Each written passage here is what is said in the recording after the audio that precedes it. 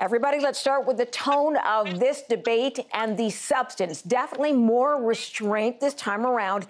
It really did not seem to get out of hand the way the first presidential debate seemed to. Corey, I'm going to start with you on that. Yeah, I think it was mildly better, although maybe shock collars would work better than mute buttons. I'm not sure. Wish there would be a third debate so we could find out. I mean, I honestly spent half of the debate, to be really frank with your viewers, baffled. I watched this and just thought two crazy old men needed to be separated in their wheelchairs and turn Wheel of Fortune on. I mean, it was pathetic, in my opinion. They discussed more policy than I thought they would get to, but I didn't think any of the answers were coherent. I thought it made actually a great argument for why we need a new generation of leadership in America. Okay, so Avis, let me turn it over to you because I thought they started out quite well. And yes, it seemed to wander a little bit in the second half and the tail end. Are you with me or are you with Corey? Well, you know, I think I'm with me. Third option.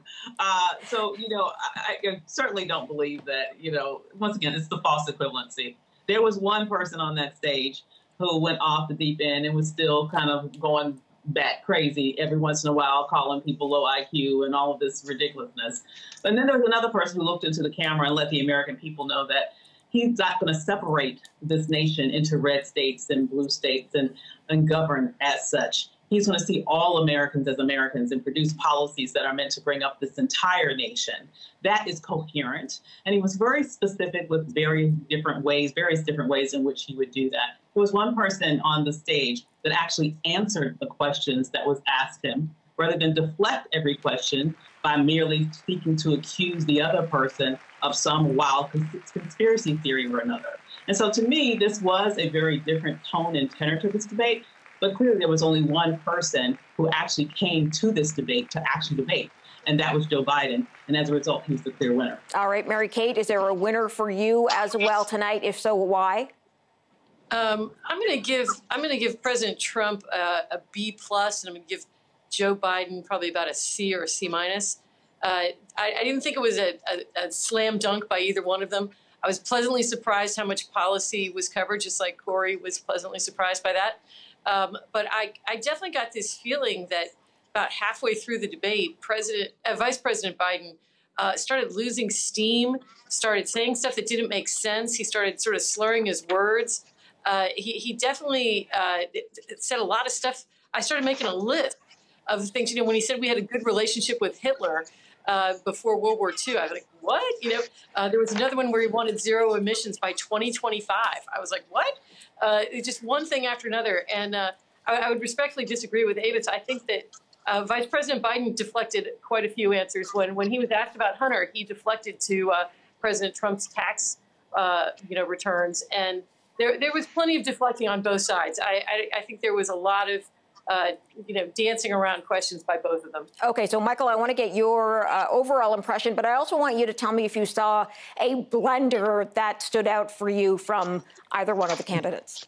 So Mary Kate and I were watching a different debate because I didn't see it that way at all. If anything, I would reverse the grades that she gave, and as a professor, giving grades is sort of my thing. But I will tell you the overall event was much better for me this time than it was last time. And there are a couple of things that stood out for me.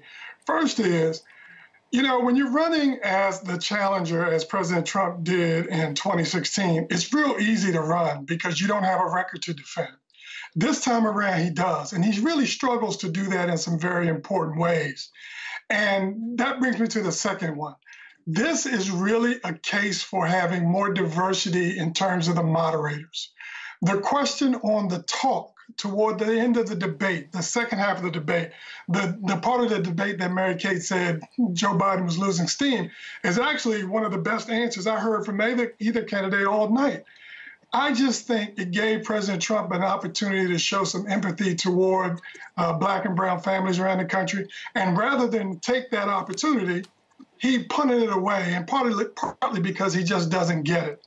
And so I thought that was really good. And then also on climate change, quickly, There is no question that there is something called environmental racism and environmental justice in the United States. It is a movement that's been in motion for more than 35 years, and it is sickening Black and brown people all around the country.